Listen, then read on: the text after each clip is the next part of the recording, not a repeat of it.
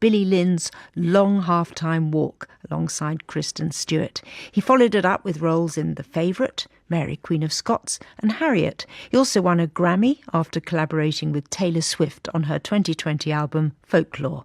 So a pretty jam-packed career for Joe Alwyn. He's about to slam into all our consciousnesses with the adaptation of the second of Sally Rooney's novels to be made into a television series after the lockdown-fueled smash hit Normal People. Welcome, Joe. Welcome to Loose End. Thank you for having me. There's 4 protagonists this time instead of 2 in Conversations with Friends, but it's still an emotional rollercoaster of a ride with lots of sex, basically. Tell us about your character, Nick. Nick is, he's one of the 4. So the story is really Frances's point of view, and it's a kind of coming-of-age story for her. She's a young 21-year-old student in Dublin, and her best friend encounter an older couple, Nick and Melissa, and who are married. And Frances and Nick take off in this affair. They have an affair. And as a consequence, things get complicated and messy. Now, the sex side of it, I mean, you are fairly regularly, if tastefully, naked, and you work with intimacy coordinator Ita O'Brien. Mm-hmm. And I remember interviewing her when she first started becoming an intimacy coordinator. How does it work? Are they, we're several years down the line now with this. Are positions numbered? Is there some sort of manual? We'll start off at 23 and cross over to 42. How does it work?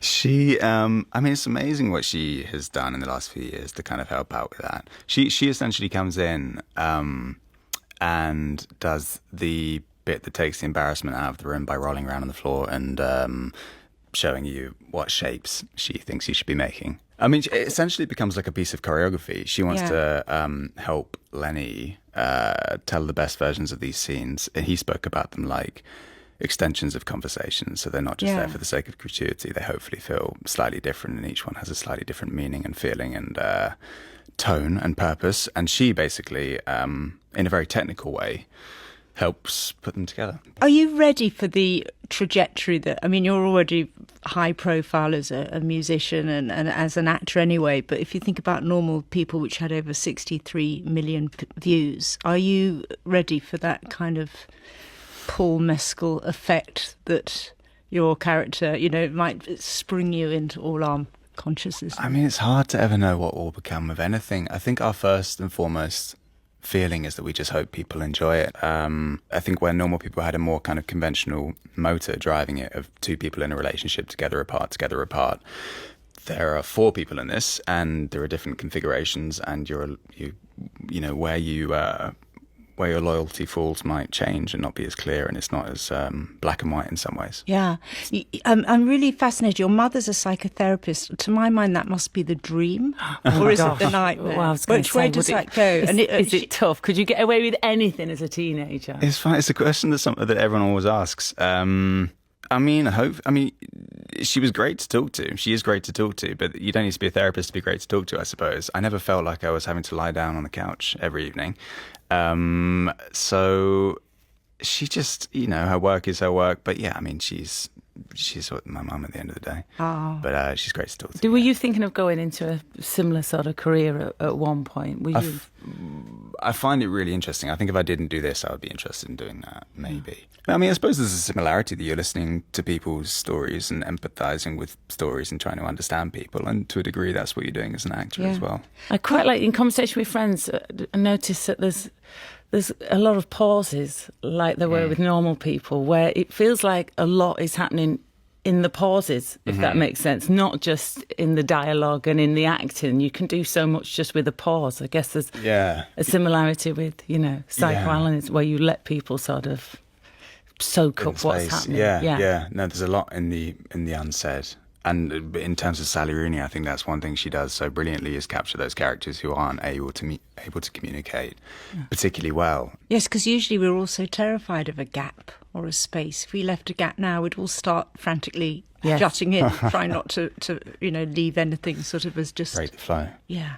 Can we talk about your music career? because there are just so many bits to your, so many options. You've mentioned training to be an analyst. There's the acting, the music. You and your partner Taylor Swift worked together on her 2020 album Folklore and won a Grammy Award for Album of the Year. That's quite a crossover career you've got going on there. Where does that sit now in your acting? It just sits as this kind of very unexpected result of lockdown. It was the most unplanned, accidental thing that kind of came about really out of the blue.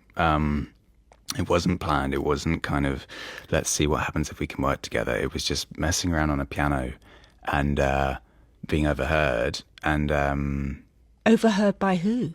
By Taylor. Oh, I see. And then asked if, what's that you're doing? Can we try and do this together? Can we try and get to the end of this song together?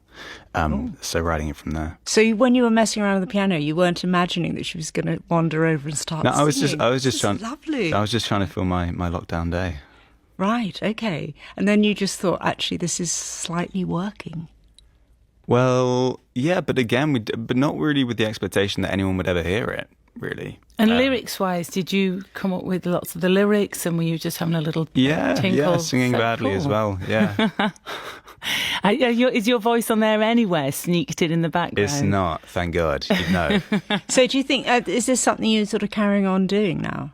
There's not a plan to, no. I mean, it really was just kind of like this weird, spontaneous, let's do something during lockdown thing that happened. It's not a plan to continue, no. Can I just say, for people who've not heard Folklore, if they want to just find one song today, obviously after Loose Ends, to listen to Exile with Bon Iver, which is just the most beautiful song on there. It's a good one. It's a great one. It's pretty impressive to get a Grammy Award for something you sort of started off just messing around with the piano. Yeah. I mean, usually you work hard for that Grammy. Hey, I did. I know you worked hard.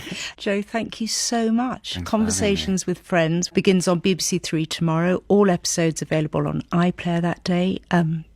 Good luck with it. Thank you very much. Thanks so much for coming in. Thanks for having me in. Appreciate it. Thank you.